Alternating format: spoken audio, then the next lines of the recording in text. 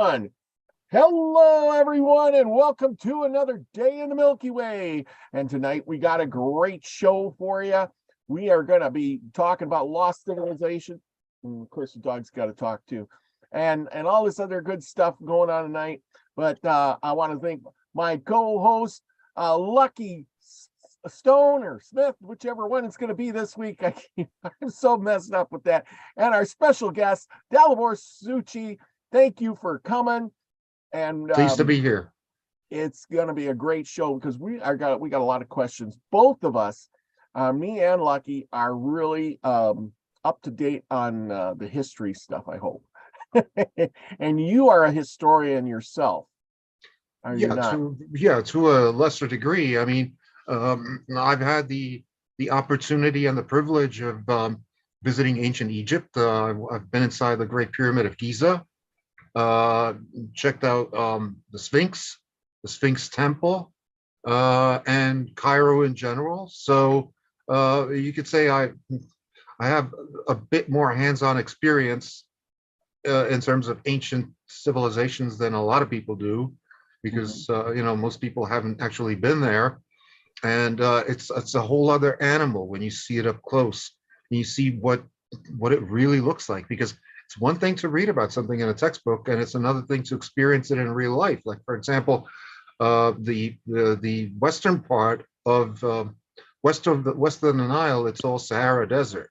And when you say the word desert, people imagine sand like Seaside Heights or the beach or whatever, but it's nothing like that. It's actually more like construction rubble, where you have like stone particles of differing sizes, and not just the fine ones, but also, sharp stones, smooth stones, big stones, little stones, everything in between. So, it's nothing like the beach. It's more like wasteland. Mm-hmm. So, and since, at one point, all those monuments in ancient Egypt were under meters and meters of sand. They had to be uncovered in the 20s and the 30s, and even before that, because like, for example, the Sphinx only had the head sticking out. So there wasn't a whole lot to go by. So until they were discovered in the recent past, we didn't really even know what was there. And we still don't really know what's there. They're still discovering new tombs, not just in Egypt, not just in Cairo, but Luxor, the Valley of the Kings, the Valley of the Queens, all those places. Mm-hmm. Yeah, absolutely. And there's so many farther inland of all of that, and that's kind of what we're going to segue into, because you've been to these places like that, plus you live in Europe, which is an ancient place in itself.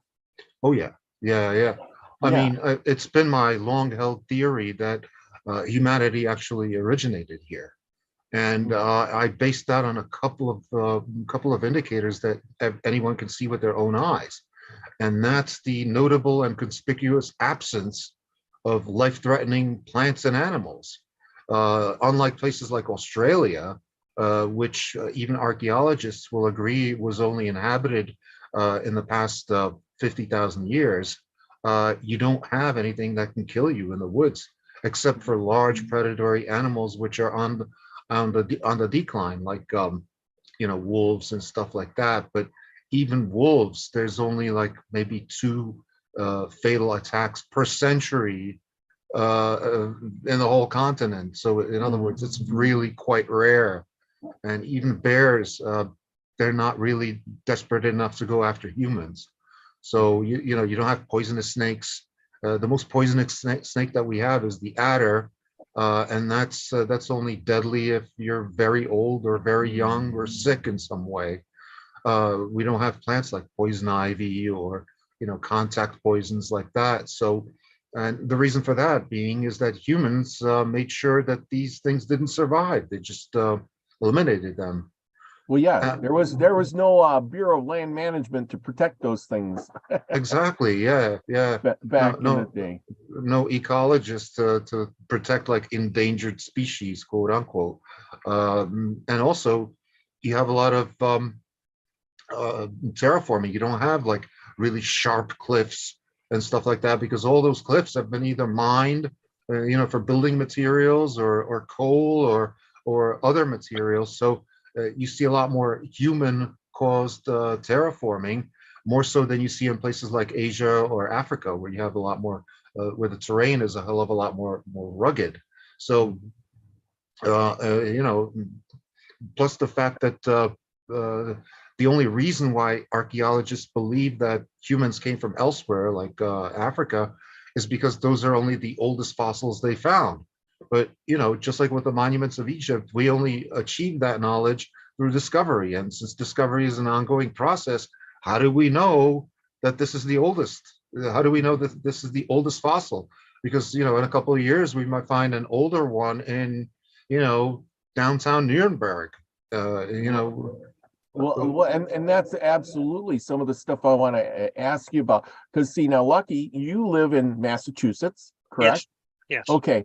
And in those areas where the Europeans first settled, especially like Washington, D.C., and this is going to be, just listen to my little part about what I'm going to tell you guys.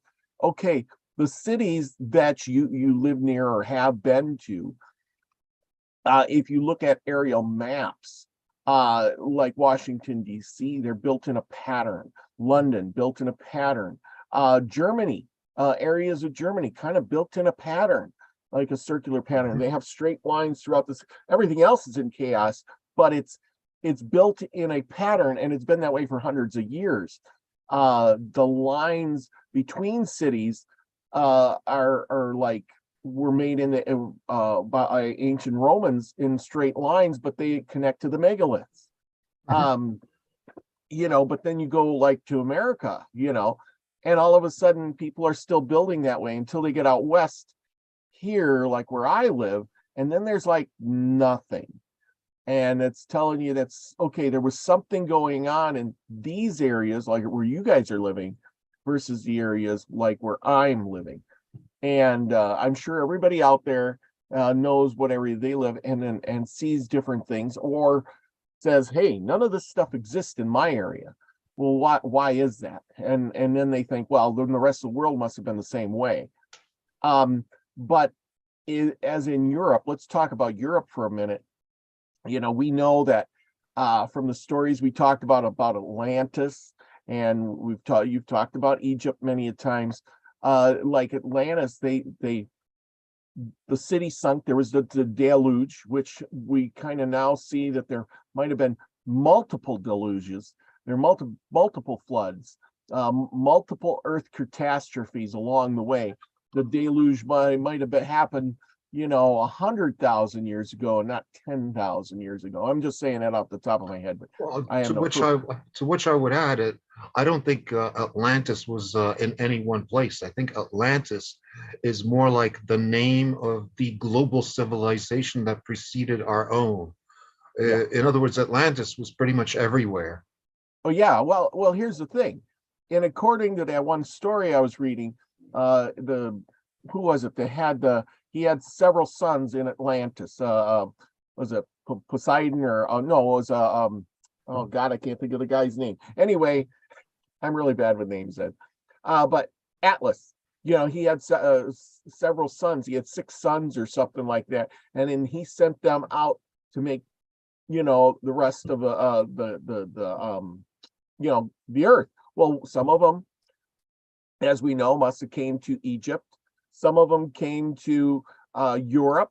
Some of them came to England, and who knows where else, maybe America, South America. They went and set up these civilizations because why wouldn't you? In any given country, in any given time, as you can see by our history that we know of now, each civilization seemed to rise to power and go out and conquer other countries for a limited amount of time, and then they fell. Spain had its reign. France had its reign. The Vikings, I was reading about the Vikings. They had their reign, which they went out and conquered much of Europe looking for something. And apparently they found it because the guy in the book that I read, this book, I don't know if you ever seen this book. Lucky, I think you got this book. Yep. You wrote it. It is Michael Pye and Kristen Daly. No, It said never. edited. Yeah, edit Michael Pye and Kristen Daly. Interesting. Yeah, this is good. But anyway, they were talking about how these megaliths have the same measurements. They were using the same form of measurement on all the megaliths. Well, So it's that's not, a and not just that, but even if you take the center points of Philadelphia, New York, and Boston, they line up on a straight line. And not only that, but that straight line goes through Stonehenge. yes, yes, Like, why is that?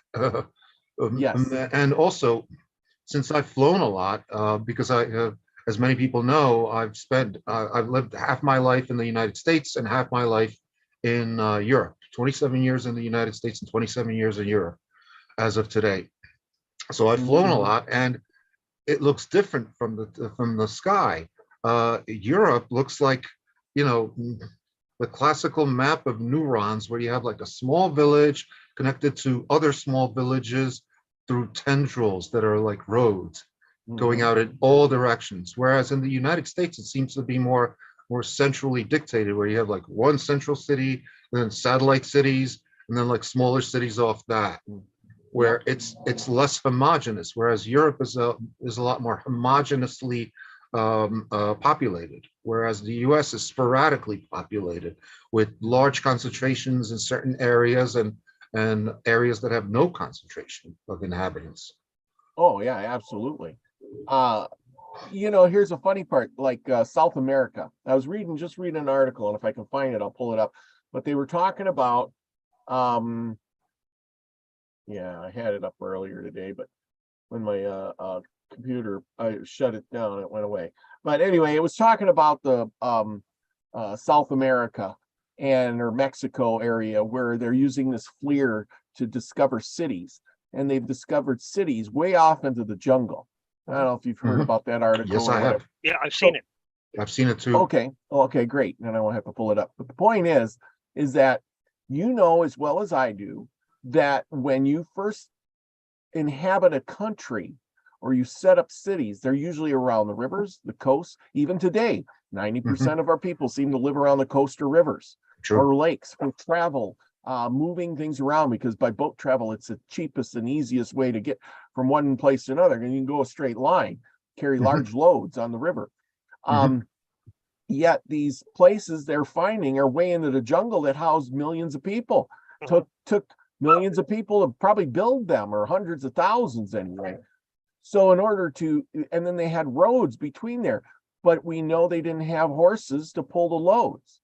Mhm. So if you had roads and you didn't have horses, what are you using, llamas to pull your heavy loads? Well, use almost any animal as a pack animal if you have enough of them, like goats Well, or yeah.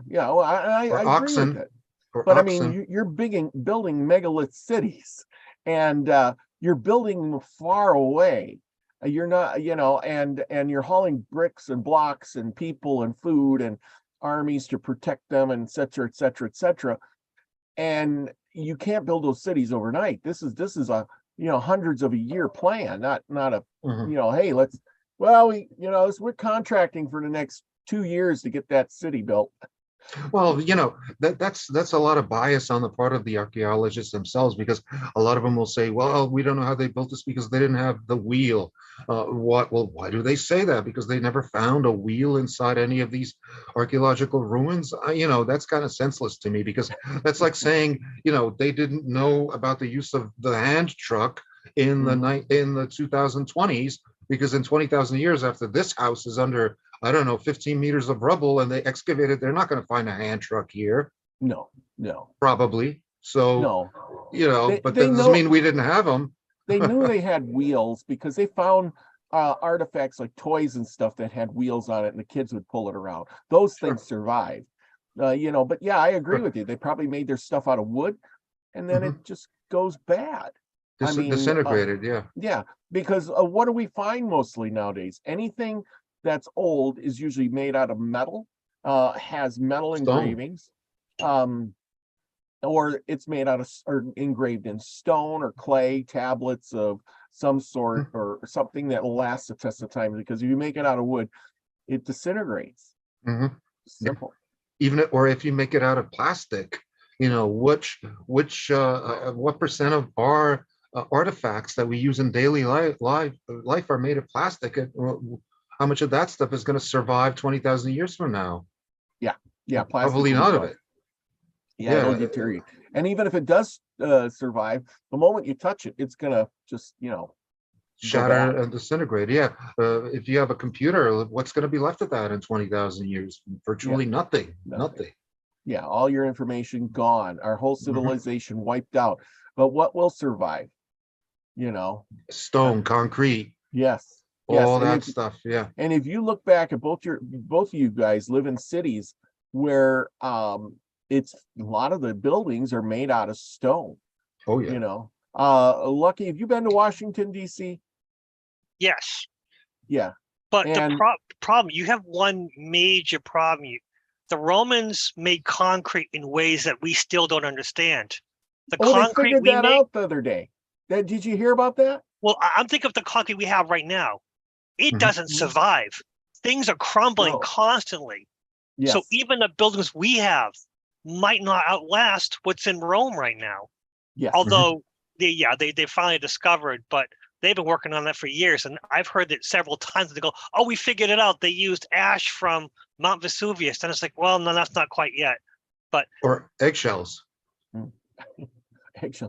Yeah, it was something. It was something to do with the lime. They didn't mix the lime. It's in chunks, and when it gets wet, it literally self-heals itself. I mean, it melts inside, which makes the concrete last forever. So here's the big thing. Okay, so you're right. I'm going to take what you said, Lucky, and we're going to go with that for a second. Now, 500 years from now, all those buildings made out of that concrete are all destroyed. And Dalibor, in your cities over there where the Roman buildings are built and all of that stuff have been around for 1,000 years, well, they're still standing. Oh yeah. Okay. And we're all wiped out and the civilization grows back. They're going to come back and say, look at this. These people built like cavemen. Look at these buildings. And they're going to be looking at something that was beyond our civilization. They're going to forget our civilization altogether. They're going to go right to Roman civilization and skip right over us. Except for a lot of the gravestones. Some gravestones are impervious to weather.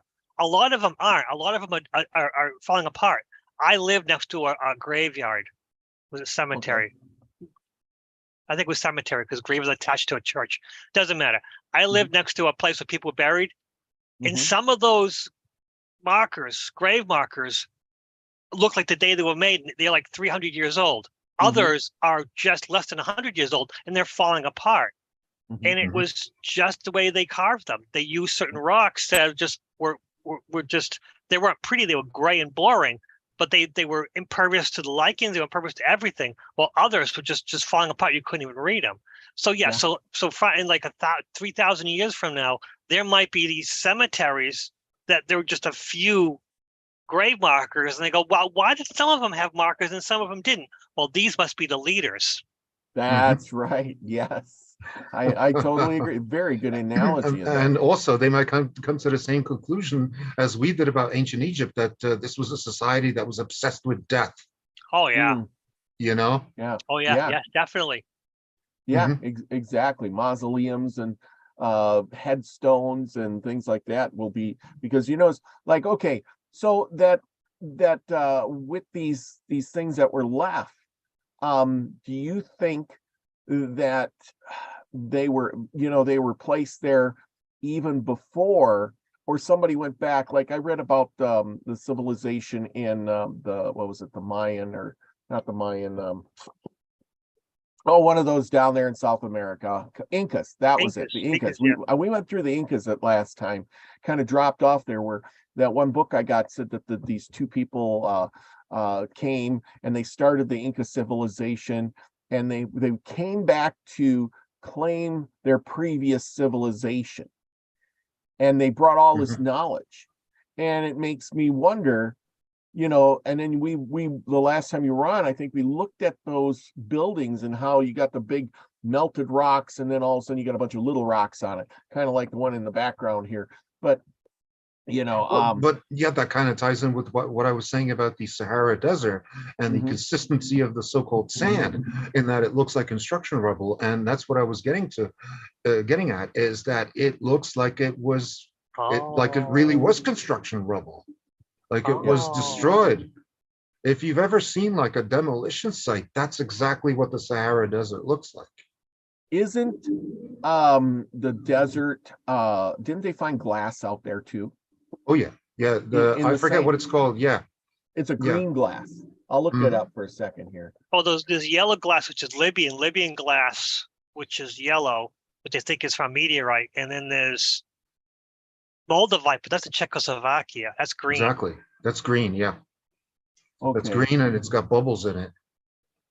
I have a few somewhere around here. I have a big piece that was given to me as a gift. Yeah, A big piece.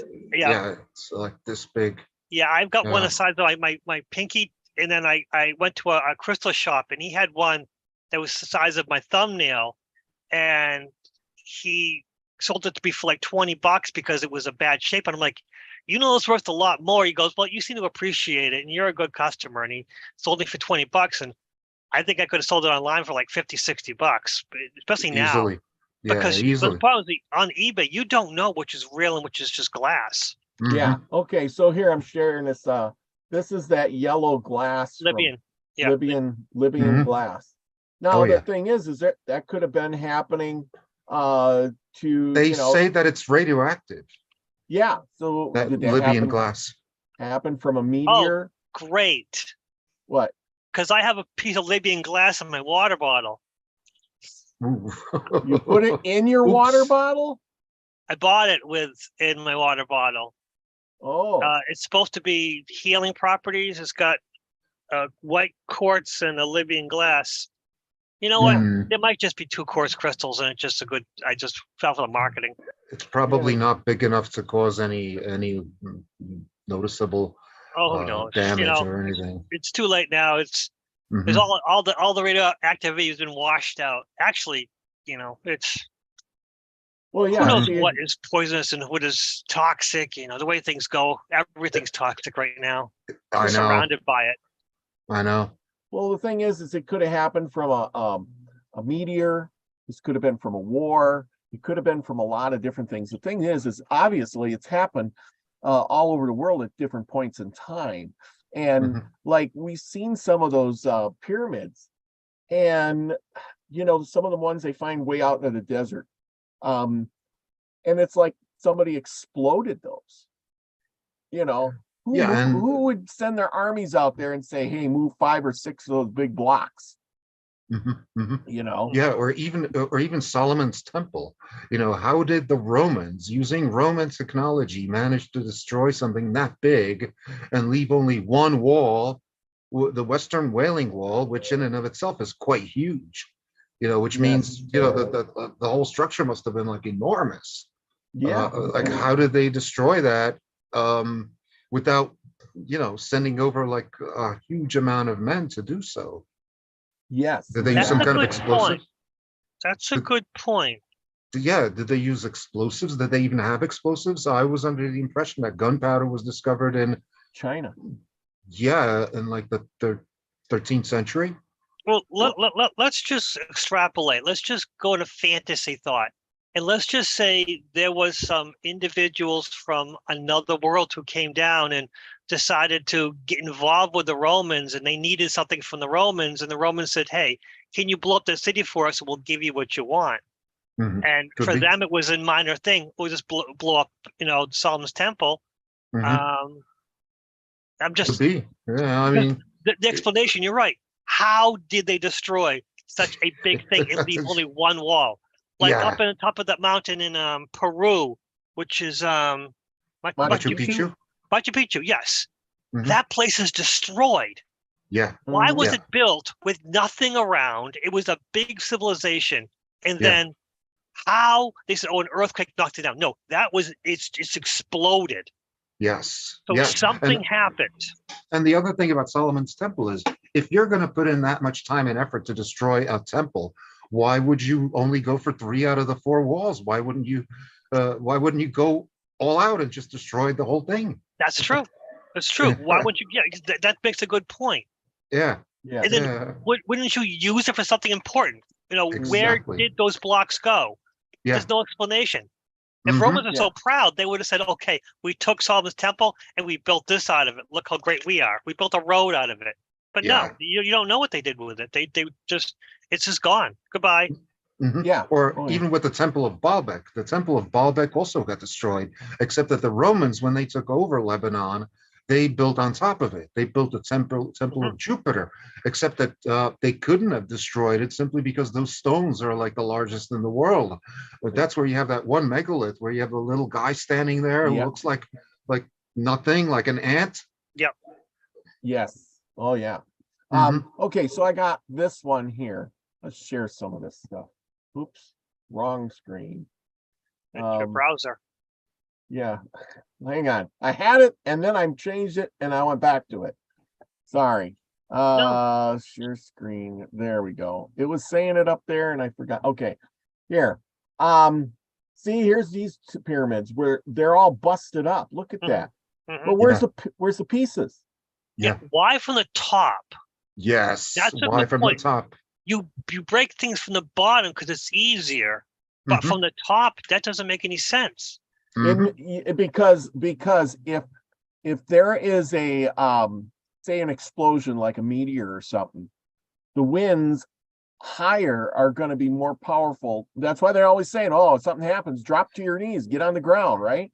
Because you're going to Yeah, get but in the case of that picture, that big picture, why was only one of them destroyed? There you go. The other 2, that's true. you got They 2 look other so ones good. that look perfect. And you can see one, and they did go from the bottom, the one in the back. They just go from the bottom of that one. Yeah, that sure looks like that. Yeah. But yeah, these 2 didn't get hardly anything. And as you can see by this picture, these over here, nothing, and the bottom one looks melted. Yeah. See that? Yep, this one over here. Yeah. Like somebody was shooting this way. See how these are all these, this one, and this one got it, and none of these did. You're right. Yeah. Because these are all in a line. Dang. Bet you nobody ever thought of that. Yeah, and a lot of people don't even know that Sudan has even more pyramids than Egypt does, except that they're smaller and they tend to be pointier. Yeah. Yeah, these are pointy. Look at how pointy. How come this one went and crumbled and this one crumbled, but these little pointy ones that look like that they were just built? Yeah. Yeah, it doesn't make any sense. Yeah. Because they all look like they were made from the same stone, probably at the same time. Yeah, they also distinguish themselves from the Egyptian ones in that they're mostly made of basalt. And basalt, as you know, is an extremely hard type of rock. It's an igneous rock. And wait, how do they carve in basalt? Good question. Good question. I mean, one of the ways you could carve basalt is by rubbing 2 pieces of basalt against each other in such a way that you abrade them. But that takes a long time. I mean, yes, they could have used some kind of animal power for that, like a rotating stone, and then, placing stones on top of that to give them facets. Because that's what, to this day, basalt is used to make roads, cobblestone roads. Yeah, oh, absolutely. Okay, so we did that one. Now you were talking about Machu Picchu, and here we go. This is your city Machu Picchu here. And you can see where all the big stuff is that they, their temple things were here and here. And this is all rocks that look destroyed. And sorry about the picture, I can't blow this up. But everything else out here is built with the small stones, and they built their society around on these small stones and houses with small stones. But where they got their temples, they carved out of these big rocks, which look like they got destroyed and fell down the mountain.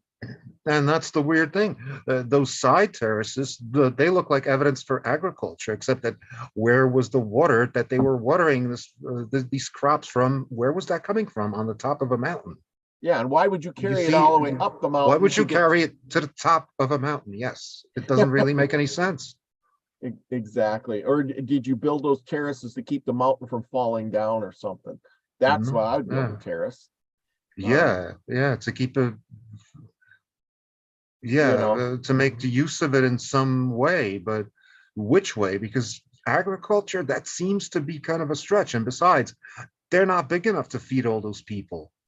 Yeah, especially, the weird part is they built with some of these stones like this in such a nice order, but then, and this is how they found it. These are the pictures I like, the ones that are old, and you can see how it was when they first found 1911. it. Yeah. Mm-hmm. And they've restored this so much, but it's crazy It's incredible. It's incredible because there's literally no water up there. And that's another one of these anomalies regarding ancient architecture. Like, for example, the Potala, which is a huge lamastery in the middle of Lhasa, Tibet. And it's got like 2,000 rooms, not a single bathroom. Okay. Or even the Palace of Versailles, there's no bathrooms. And we're expected to believe that the nobility lived there and they didn't have bathrooms. Apparently not. They must not need palace. See, palace of what? Of Versailles. Oh yeah, here it is. Versailles. Yeah. Well, you're right. It's just like living in a movie. Everywhere you go in a movie, they never show the bathroom. Why? Because Yeah. It's in the outhouse out back. Yeah, except that, okay, some of these were multi-story structures and they were also huge. So, if some king or nobleman is supposed to go to the bathroom, is he going to run like a mile and a half to get to an outhouse? Yeah, look at this. This is that palace. Look at how big this thing is. It's huge. It's strange because the Romans had plumbing. So did the ancient Hindu civilization. The Indus Valley civilization had plumbing. In other words, the Sumerians knew about plumbing. So why didn't they? The Middle Ages didn't. That's strange. Yeah. So you built this giant, beautiful palace that's bigger than crap. And then you didn't put a bathroom in it. Yeah. So that's crazy. Yeah. As you can see, they must have added these bathrooms later on, but sure. I'm sure. But still, because like I said, even if they had an outhouse, by the time you get to the outhouse, it's over. Yeah, especially if you're on the third floor. Yeah, get out of here. Yeah, exactly. That's something. Yeah. They, just the thought of all of this is just ridiculous.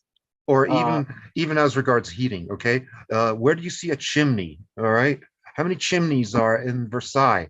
Okay, that's near Paris, and that's still in the temperate zone. You still need indoor heating. So how do they heat those places?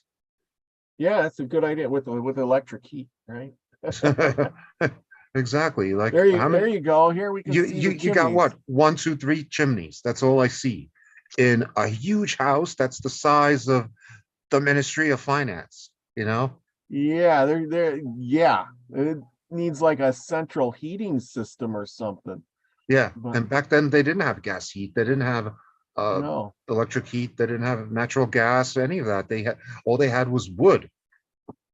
And it would take an immense amount of wood to heat that house. Yeah, exactly. And for that, you would need bigger fireplaces, which would mean bigger chimneys.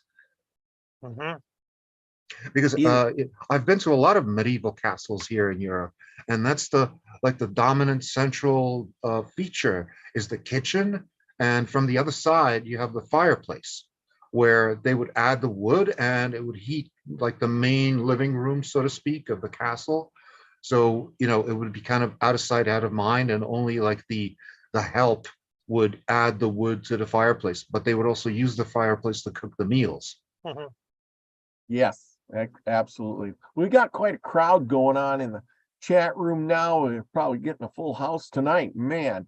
Cool. I want to give a big shout out to everybody that's here. Sophia Rasmussen, Teresa D'Anton, thank you for coming. Max G and Max Vision remote view class, and don't forget to go over to him afterwards and check him out because at 10 o'clock he usually starts the show. Max, put your link in the description below.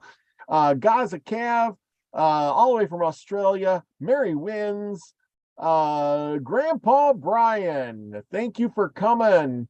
Let's see here. Jackie J, haven't seen you in a while. Thank you. Marlena, yeah, Marlena's in the house. Haven't seen Marlena in a while, but she's been coming. Mossy Man, hey, how's it going? We got all these great people who, Regine Hutchinson, Isby is in the house. Regine Hutchinson says, greetings of well-night temps getting down to 30 to 35. Ooh, it's cold. It's getting cold here too. Isby's in the house. I hope you're feeling well and doing better. And Nina the Mystic, who will be on, I will be on tomorrow night with Nina. We are doing more spiritual science from Agnos. So catch that tomorrow. We got Linda Espinosa. Thank you for coming. And Pearl Jones, who pulls the right cards for us.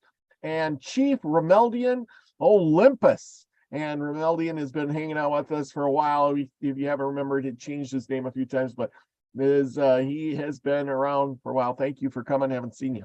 But back to our discussion of all this. Now, we talked about the buildings and the culture, and we can determine from our common sense that the people have been around so long, they've killed out the animals, made these structures, we've lost our history, and the knowledge. Where did that knowledge go? I mean, through the wars and things like that, it got lost. Well, see, like I pointed out with the hand truck analogy of, whoever finds my house 20,000 years from now, the fact that a lot of these huge buildings from antiquity don't have plumbing systems or heating systems or any of that could just mean that they were made of such a material like plastic that didn't survive. That they had they had a technology, because don't forget, the buildings are all made of stone. And, we found the buildings, we found the stone, but we didn't find any of the other stuff that could have degenerated in the interim, because we really don't have a way of dating stone. So we don't really know how old those buildings are. I mean, we could say, the historians could say, oh, this building was built in 1593 or whatever, but it could have been just repurposed in 1593 from a building that's maybe 10,593 years old. Yeah, we don't know.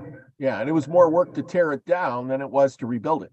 It's just like with the Great Pyramid. I mean, they figured that it must have taken something like one stone every 2 seconds or whatever, which is impossible to do in 20 years, as was claimed in this one papyrus. The only thing they could have been able to do in the 22 years or whatever would be to put the facade stones on it, the facing stones.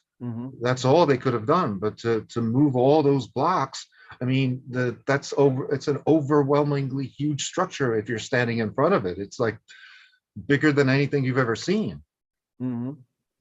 But there's more to it than that. They built these buildings, and then their cities, like you said, you can see them from the air. They are in patterns. And if we build cities today, say, like, we'll just take an instance like Los Angeles, Houston, Texas, Austin, Oklahoma City, places out in the Midwest that are fairly new cities that there was nothing there when they started. Is there a pattern in those? Well, yeah, those are centralized, whereas Europe from the air looks like it's decentralized, that it was built according to a different model. So, if you have like even a rough drawn map of which cities connect to which cities, you could find your way across the whole continent. If you just know, okay, from this city, I want to find the road that goes to this other city, and so on and so forth. Whereas in the US, it seems to be that it's built more central, with centralization in mind.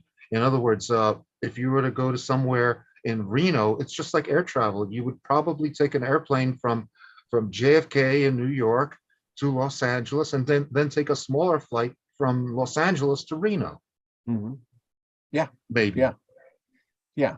I mean, but from the air, you can see these have like patterns, and it's almost like they mean something. Like the Nazca lines.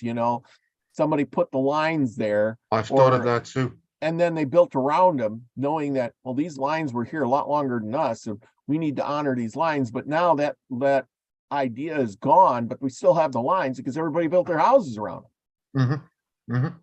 Yeah, I've thought of that too. Except that, when you're up in the air, it's not that easy to, see these patterns because it does move kind of quickly. So I would suggest using Google Maps a bit more and try to find interesting things like John from Max Vision, who's in the chat. He's come up with some interesting geoglyphs where usually it relates to a place name. Like there's a place off the coast of Spain that's like a geological formation that's shaped exactly like a seahorse, and it's right next to a town whose name translates as seahorse. So it does relate to the current civilization, which may have taken an ancient name of that place based on that geoglyph. Yeah, and I agree. I'm trying to look that up, but I don't know what that town's name is, so I'm kind of just I Google don't remember. I don't remember offhand either, but it's there, and there's a couple of places like that. Yeah, I totally agree. with that. In other words, they had the technology to not only make these, but they had the technology to view them.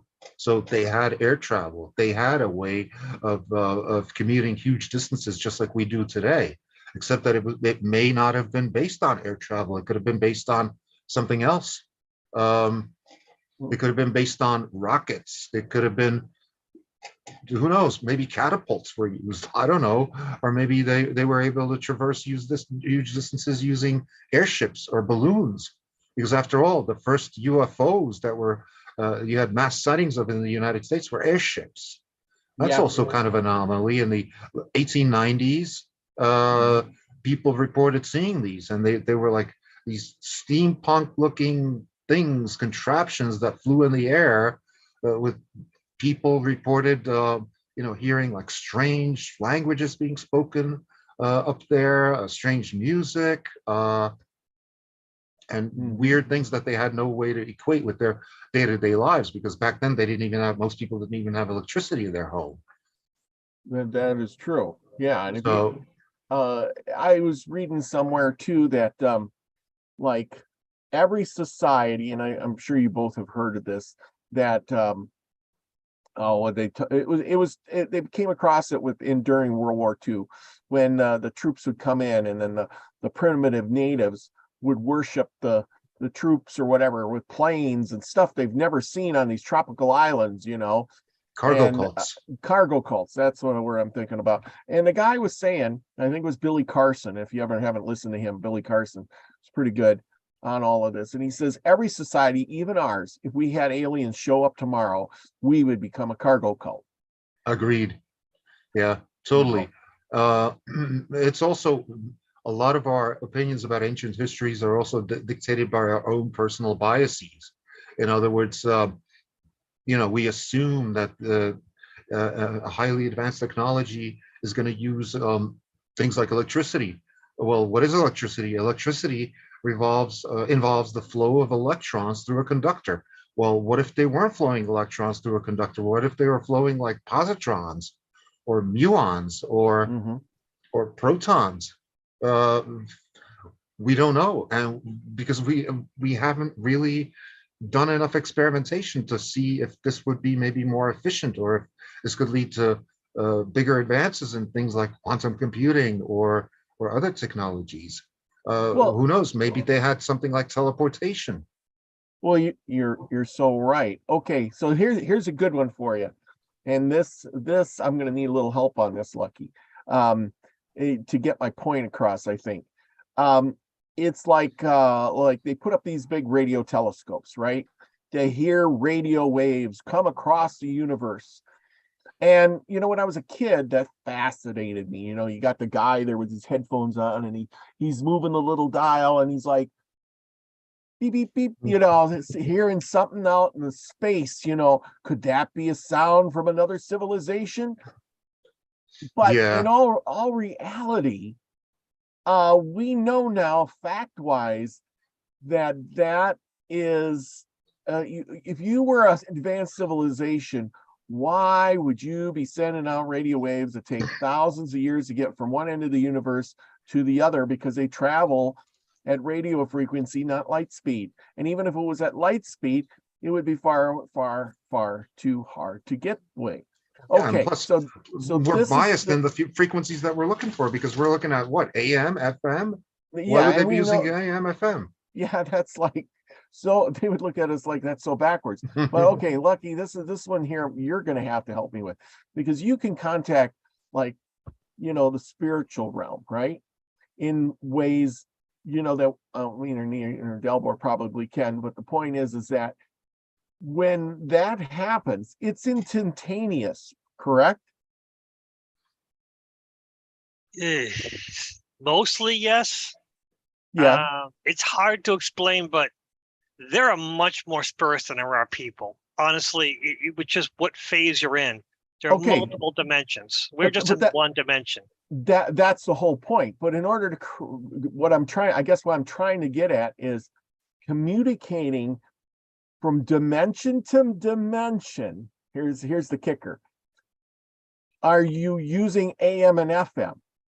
Oh, you're got a good point there. You're not, are you? No, because you're doing it instantaneously. There's lots of spirits and they communicate with you for a second or two or whatever it takes, but it happens so quick and so fast. It ain't like they're having this big, long, drawn out conversation, are they? Yeah, they're not communicating via punched tape. I never considered that. What if they're communicating in a fourth or fifth dimension way? And we'll never hear that because we're still doing our third, fourth dimension situation. Yes, and that's the whole point. Wow, I never thought of that. Jeez. And that's why I got you on the show. Exactly. But see, that's the point, is if I was an interdimensional being, or if I was from, the Orion system, right? In which they talk about a lot on, Orion has a lot to do with the Earth and everything like that. That system is how many light years away? I don't remember off the top of my head, but it's a long ways away. If I wanted to communicate with somebody here, I wouldn't be using AM and FM. I wouldn't be using light speed, because if I was using light as a beam of travel there's a lot of things that could get in the way. I would have to use a form of thought speed. Thought speed is instantaneous. And that's what I was trying to get at. You've got a lot. You are so far on this path that you are so right about this that I think you're right too. Yeah. You are basically seeing the tip of an iceberg situation. You have the right idea, but there's so much more to it. And see, I think that also ties in with other forgotten technologies that the ancients could have used. Like, for example, I was talking about electrons going through a conductor. Now, what's very similar to an electron is also a muon. That's a subatomic particle that's 1/200th the size of the electron, and it orbits at 1/200th the distance from the nucleus. So theoretically, if you send a beam of muons at something and ground it and make sure that all of the electrons are gone, that thing's going to shrink to 1/200th of its size. They could do that theoretically, but I don't think it's ever been done. So what if, given the size of modern humans and their physical abilities, if those stones were 200 times smaller, could they have moved them? I think so. I think so. Yeah. Like exactly. And they can move everything with ease. Everything could be, because don't forget, in the past, the humans used to be a lot more powerful because, like, for example, the ancient Greeks, they kept the records of their Olympic athletes and the feats that they could pull off.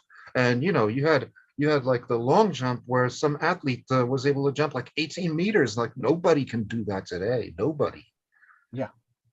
Yeah, exactly. And we got guys who eat way better, train way more. Yeah. And they even use all kinds of steroids and they still can't do that. Yeah, exactly. So were these guys using steroids? I really don't think so. No, they have. They had more oxygen in the atmosphere. Yeah, well, yeah, and that's another thing. They weren't like running over to the sidelines and going, "I'm breathing in oxygen, boys. Okay, I'm ready to Mhm, do my jump." mhm. No.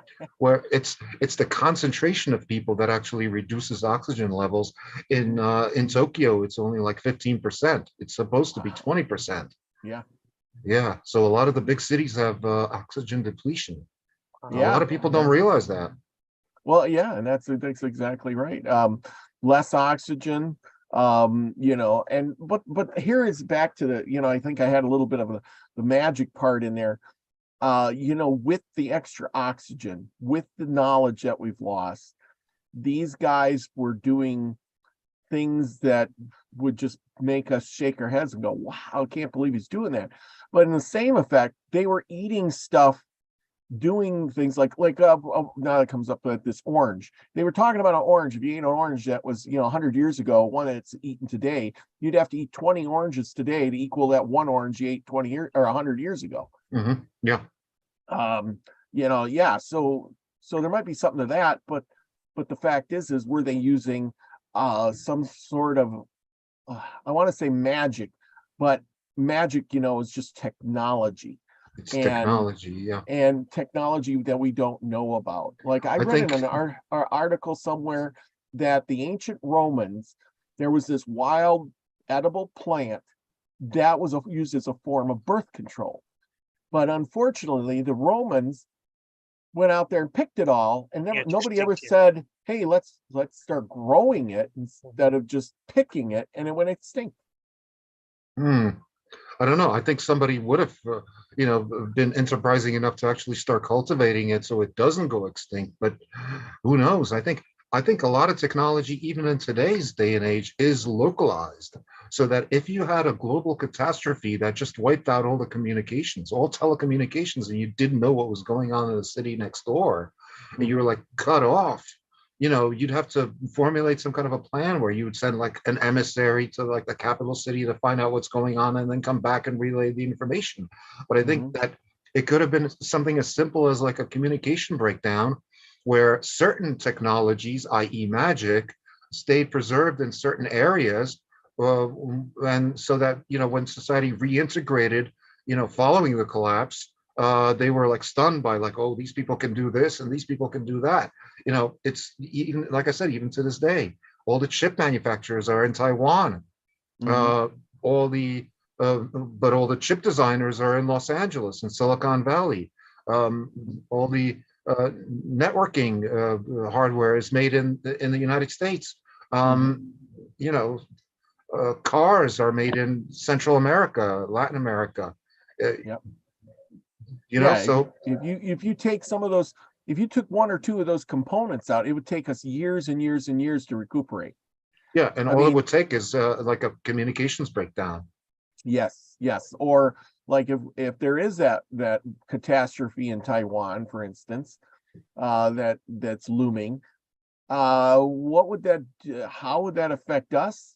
The history tells us that our society would be hindered for a long time over this. Sure. Because like you said, the chips, we got chips today, but tomorrow we're out.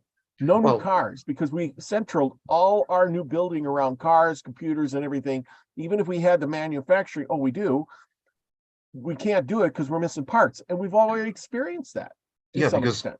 New technology requires new hardware, and that applies to computers as well. So the only way to survive some catastrophe that would say wipe out Taiwan or something like that would be to make use of the existing computer technology that we have.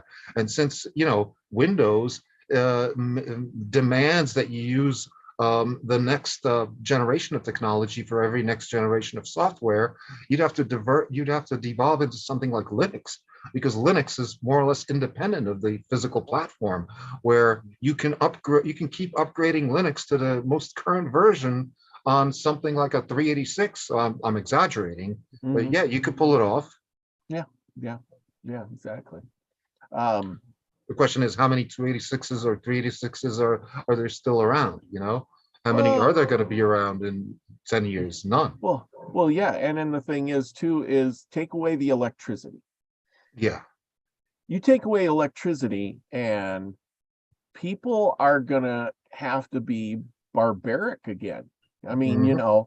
and it ain't like they can, I do the Indians, Native American Myths and Legends show every week, and they lived off the land. They were travelers, the foragers, things like that. They grew gardens and stuff, but they lived off the land necessarily, mostly.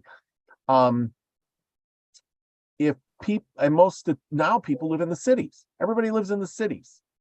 And I Mhm. think at some point back in history, as we can see with those Mayan villages or whatever that we were just talking about that live far off the coast, all their stuff had to be trucked in because they didn't live on the coast or a river.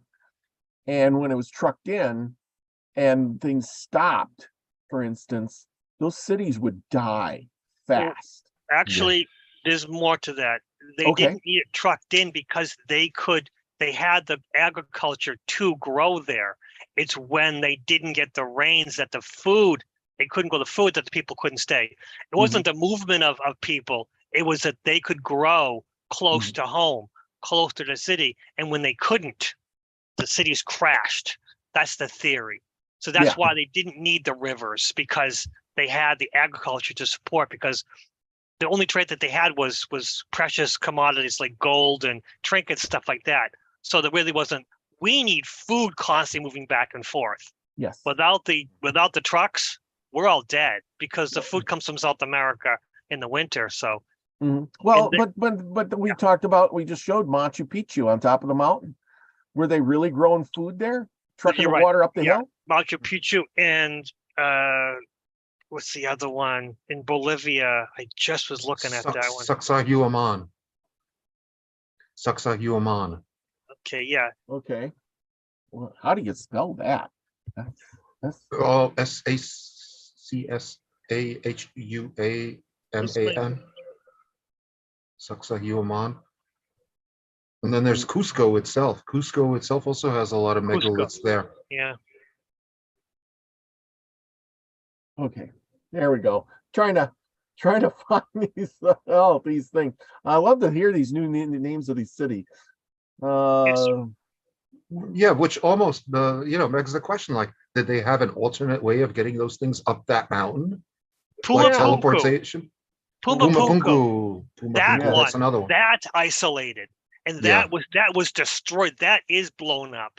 Those walls are everywhere. That's the one that I was thinking of. The walls were just destroyed, and they're right angles, and they fit together so well. And they're even bigger megaliths than Machu Picchu. But they're gone. I mean, they're all over the place, and they tried to put them back, but it's here we go. You can see here. Yeah, here's crazy. And they're all over the place. Now who's gonna? And remember, this thing is up what? Isn't this up like 10,000 feet? There's no rain up there. There's no rain. You're right. They needed the food to come up there. Why would they build a city up there? How could they support a culture? That is something, you're right. How? And plus, those blocks look like they're industrial modular pieces designed to fit in with each other or within something else, because they look like they're made out of a press mold. Made using a press mold, because and somebody put this together and came up with this kind of stuff. What the hell is that? How? But what did they build this for? And then besides that, what came along to destroy it? And then it just makes nothing makes sense there. Was this like an ancient factory of some sort? This goes back to the idea of Solomon's temple being destroyed. Whatever destroyed this could have worked with the Romans to destroy Solomon's temple. But I'm just hypothetical. I'm just playing mind game. And right next to that, where you have your cursor, you know what that looks like? That reminds me of that creepy little niche inside the Queen's Chamber of the Great Pyramid, because that also looks like that. It's got that zigzag right angles and everything. This thing. Oh, yeah. Yeah. See, like I said, all these places, they all have some similar designs to them, even across oceans. And it makes you start thinking, besides that, what took this out? Who was moving these blocks? Certainly not these people were out here moving these blocks. one by one, and then somebody says, you go over there and tear that whole city down. I don't want to see a block standing. And then the thing is I think that the earth moved. This is my last thing that I got is I think the earth moved. Now this place is up 10,000 feet, right? Yeah. And so it's up really high where you can barely breathe. You don't want to get in a workout because, you know, you'll pass out kind of thing. Then there's Lake Titicaca, right? And I was reading about this Lake Titicaca thing, and it's way the hell up there in like what, 9,000 feet? Yeah, that's like the highest lake in the world. Yes, exactly. So how did it get there? Yeah, how did it get there? Besides that, there's really no rivers that run into this thing, not to keep it full. Okay, if I can make this bigger. Okay, here we go. Now, at one point in time, this lake was way, way bigger. Now, we also know that they found seahorses in this lake. Now, one big thing about this lake is that the primitive people that are living on this lake have these reeds, as we can see. Yeah, the same as the Egyptians did. Yeah. And they make boats and things like the Egyptians. Now, how did these reeds get way over here at this lake, way up the mountain on the other side of the world? Who brought them there? Yeah, you see the same exact megalithic architecture, the marshmallow stones, as I call them, all over the world. You see that in the Sphinx Temple in Egypt. You see that at Pumapunku, Tiwanaku, Machu Picchu, Easter Island, all over the place. Yeah. And then they dive into the lake and they find things at the bottom of the lake. So obviously the lake was not originally a lake. Some water came from somewhere, somehow, and filled up this lake on the top of the mountain. Or did it fill up the lake at some point and then the lake rose up out of the ground like it did in these other places? Did that part of the world, I wish I could get this bigger, in this map, did this part of the world get crunched when the mountains were formed? Was this flat at one time and then the tectonic plates pushed it all up and raised it up 1,000 feet in an instant? Sure looks that way, just like the Himalayas. You know, because they found seashells at the top of Mount Everest, which means that it must have been at the bottom of the ocean at one point. Yeah, or at least seaside. You know. Yeah. But yeah, so how did you get this lake right here, Lake Titicaca? How did it get up that high? And then be fresh water? Was it already a lake at one time with rivers flowing in it? And then the crustal plates pushed these mountains up alongside this whole coast, and this lake just happened to, you know, it went up. You know, when things go up, it goes up too. Sure looks that way. I can't find there. You know, sometimes you can see these. They got the things around the Lake Titicaca that are they got megalithic stones and stuff on cities or whatever. But yeah, you know what? Why did the people go to live there? I mean, in the first place, I mean, it's a lake in the middle in Timbuktu land. Look at this. You know, it's in the middle of the Andes there. You got nothing. You're living on a lake. You're building stuff out of reeds. You're in the middle of nowhere. Look at that. I mean, look at it. It looks like a great city, but you know, on beds of reeds. Well, see, the ancient Egyptians had the same boats, and there's evidence that they went all the way to Australia with those boats. The advantage of the reed boat is the fact that it's unsinkable. Yeah. Because the reeds themselves float. So even if you have like a wave come over and fill the whole thing with water, it's never going to sink. Yeah. Unless it breaks apart. So they were using those to go as far as Australia, because we found the so-called Gosford glyphs, and before that, there's evidence that they built a pyramid there at Gympie, in Queensland. Yeah, so that these things have been happening. Max says, or the oceans rose above and then receded as they. You know, yeah, they could have went up and then they could have receded. Your own breed of freshwater. Yeah, they have. He says they also got their own breed of freshwater seahorse, which I don't think is found anywhere else in the world. Yeah, So that's kind of unusual. The seahorse itself is kind of an unusual animal in that it's the male that gets pregnant. Mhm. mhm, Yeah. yeah, so there's so many anomalies. Now, the big question is have you ever thought about how we're sailing through a anomalous event horizon? I want to put it like that. So our society right now is Mhm. built on of no anomalies, really, to speak of. We haven't had giant meteors, um, hit the Earth. Not in most any of our lifetimes. Not enough to destroy and make the Earth turn into glass. We haven't had a major volcano erupt that, that really killed off all the species. We haven't had an ice age for 10 12,000 years that literally destroyed everything, or a pole shift that made us flip upside down, and so there's no recorded history of that. So what do you Mhm. make of all of that?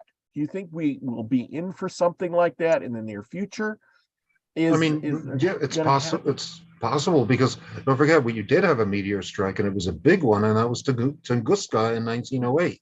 Oh Yep. yeah. So yeah, that wasn't that far back. The fact that it hit in an underpopulated area in Siberia is the only reason that it didn't cause any kind of widespread catastrophe. Like it had this hit in the middle of Europe, Oh, yeah.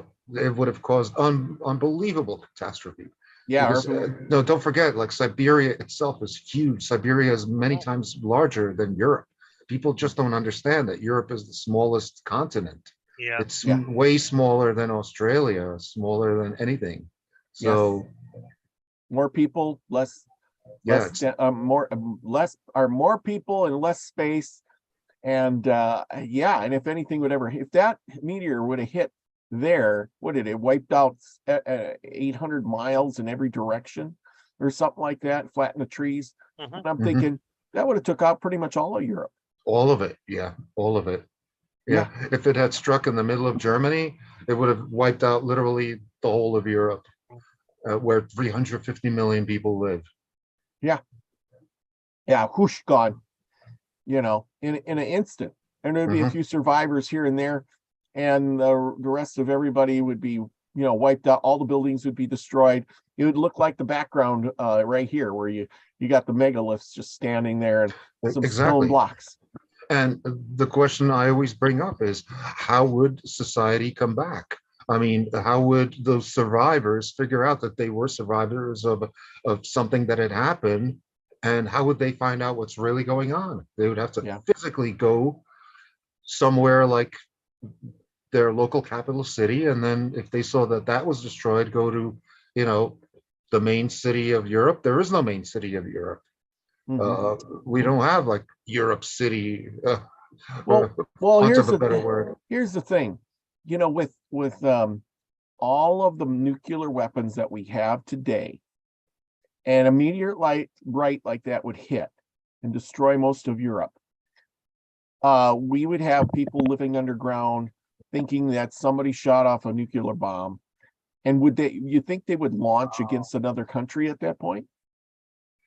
If they have the capability of doing so. I think the only people that would have telecommunications capabilities would be people that have their own power, their own solar power systems, and their technology was well shielded so that it survived any potential electromagnetic pulse that would have been generated from that event. Yeah.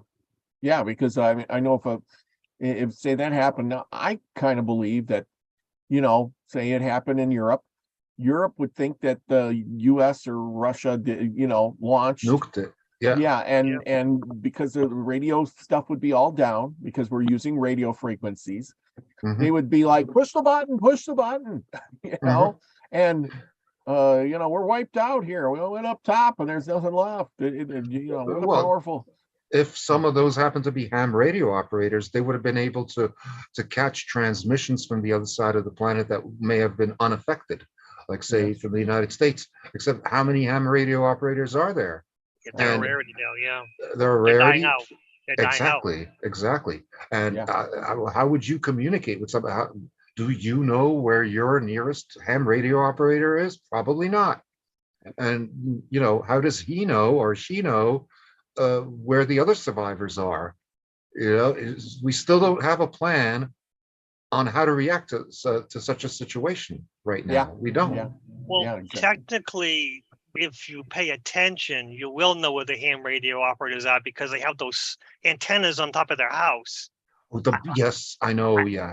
I know a few around my area. There's probably two, and Mhm. their backyards have like, I don't know, 6 or 7 antennas. Yeah, And the huge mast. Mhm. right, but they're older people, so they might have passed, and they might be their family might have just left the antennas up for all I know. But I do know of 2 in my area. But yeah, Mhm. See, you I Good got a point. ham radio. You know, it's small, but you know, I mean, I ain't but that's an point to operator. point. But yeah, That's a 5 miles. yes, These guys exactly. transmit all over the world. Yes, Although exactly. I have capability to do that, but I don't have the antenna. Yeah. Mhm. I have a rig that I bought years Mhm. ago. I used to be a CB, Oh yeah, me too. I and got a lot of I CDs. had a Cobra 2000. I still have a Cobra 2000 that had it tricked out to get the ham frequencies because it was always there. Hmm. It's illegal. FCC would not allow it, but it's only illegal to use, not to To own. use. Well, and Mhm. that's the same with this. This is what I got this for now. You know, I can pick up the skip, and then they got towers around here, and you can listen through those towers. You could connect to the tower and transmit through that, but mostly it's for listening until I got a license to operate it. You There you know, go. Yeah. you can listen all you want. That's it. Yep. That's the thing is Mhm. I would listen to all over the place with that silly thing. You could do so with the shortwave radio as well. I have a shortwave radio where you can get listen to like Luxembourg, even though Luxembourg is only what 800 kilometers from here. Mhm. Actually, Still has better range than like AM or FM. I have Mhm. 4 shortwave radios that were built in the 70s that are just powerhouses that Yeah. they don't Yeah. make them like that anymore. So I just Mhm. bought them. Their Yeah, antennas are broken. Like, do you have two antennas? Each one Mhm. has one broken antenna. And I was always Mhm. like, okay, just in case, because I was always thought that the world would end at some point. And you need shortwave radio, and I would think Yeah, collection of batteries, but it never happened. And I have them, but Well, I you would say know, keep them. keep 'em. I have a couple of shortwave radios from the 70s as well. Yeah, they're old vacuum powerhouses. tube affairs. Yeah. Love Yeah. them. I Mhm. still use it sometimes. It's fantastic. It picks up everything. Mhm. Yeah. Yes, they do. As long as you Yes. don't have too much, because the problem is there's a lot of interference sometimes, but if Yeah. you're lucky, you can get signals from far Mhm. away. Mhm. Yeah, that's Absolutely. true. So yeah, that would be one option of finding out what happened. That's But true. let's say the whole half of the Earth was like affected. So you know, a shortwave radio is not going to get transmissions from like Australia. Well, no one's So transmitting anywhere. Yeah, no one's. yeah. Mm.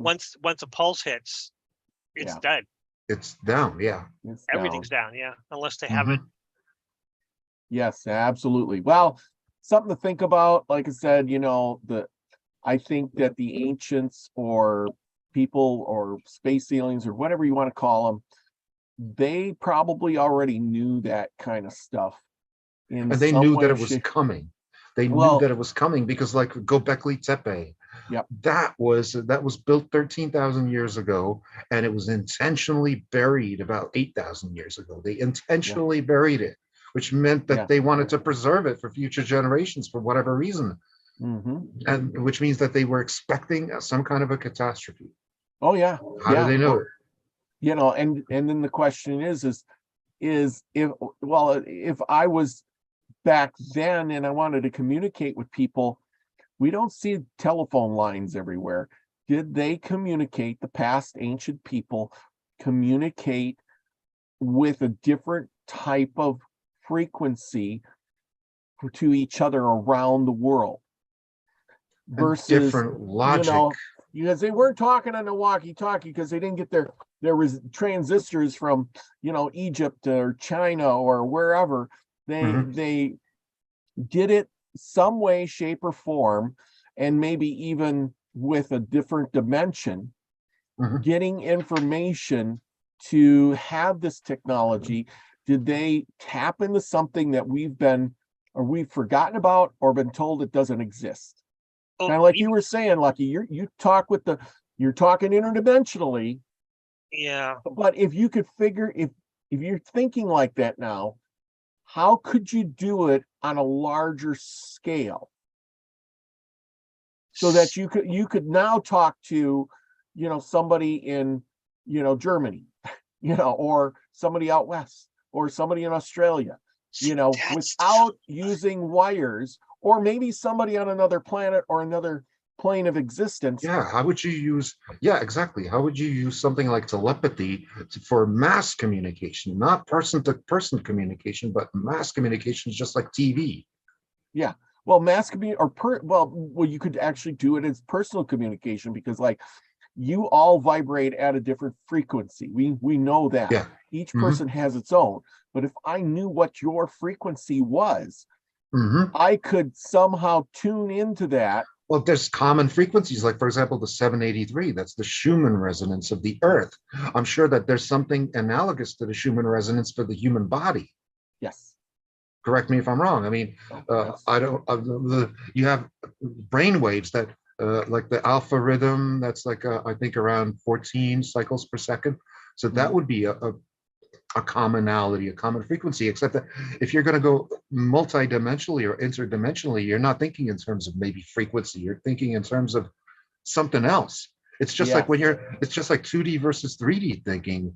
Okay, if you're looking at a map in a 2D flat plane model, you're ignoring the third dimension, which is height, where you could use that to your advantage in transportation, even communications. Like, for example, if you were living on a perfectly flat plane and you erected a billboard, well, whoever erected the tallest billboard would get the most views. Yeah, exactly. So there was like somebody said that on the hive mind, or like you said, you could talk to everybody at once, but you wouldn't want to talk to everybody at once. That wouldn't be an advantage of anything, because if I talk to some guy who's somewhere, I don't know who I'm talking to. I'd have to focus in on that one person. Yeah, well, you wouldn't want everybody communicating with you. Yes, that would be too many voices in my head. Crazy, yeah. But there could be an advantage to having mass communications like that. For example, let's say Göbekli Tepe, that incident. Yeah. Okay, they somehow found out that this was going to happen. We know that these ancient cities were connected because there is a word in ancient Egyptian for Göbekli Tepe. Yeah. In other words, the ancient Egyptians knew about Göbekli Tepe. Yeah, exactly. So said a lot there, something to think about. But we are going to wrap up our hour because we're past our hour now. But I encourage everybody to go over to Max Vision. He's probably over there, has got his show started already. But I want to thank everybody for coming in. Kaz Hawk is in the house. Thank you for coming.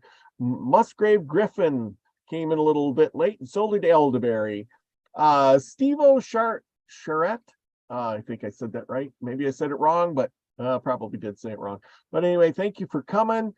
Everybody, I think that's all the people I missed.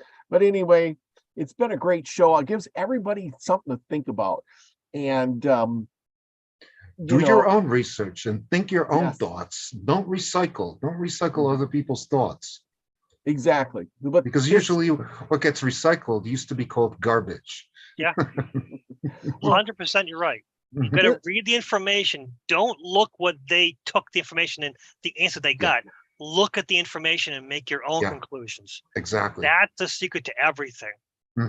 Exactly. Go start somewhere. Pick up a good book and then question it. That's what I do. I have this book here, everybody. This week, it's called Lost Civilizations, Secrets of the Past. Anyway, a very good read. I encourage everybody to go out and check that one out at your local library or wherever you find it, maybe Amazon or something. It was a good read. But then go out and do the research. Go out and check these things out. Go Google it or whatever you got to do. Use some other search engine sometimes, maybe you'll get different answers. Nowadays, you have access to the world's libraries are at your fingertips. Back in the 70s and 80s, nobody could do this kind of research. Nowadays, everybody can. Yep. Steve-O says something that's really powerful, and I like it because that's what I always say myself. I just assumed I don't know nothing, and I see what I can prove, and that is true. Like, I go out in my backyard here, and I start looking at. I'm not a geologist, but I can see that the petrified wood is usually on top of the mountain, and it falls down below, and then people pick it up and go, "Oh, look at what I found in the dirt." But I look up the mountain, and it's coming from the top of the mountain, not the bottom. So it tells me that there's different things going on that we just don't know about. And then I get on top of the cliff and I look down and I go, well, this little bitty Missouri River did not carve out this giant canyon. It would have to be much, much bigger. It would have to be a giant roaring river. So how did it get there? Where did it come from? And why is the land on top of the ridge over here, rolling hills?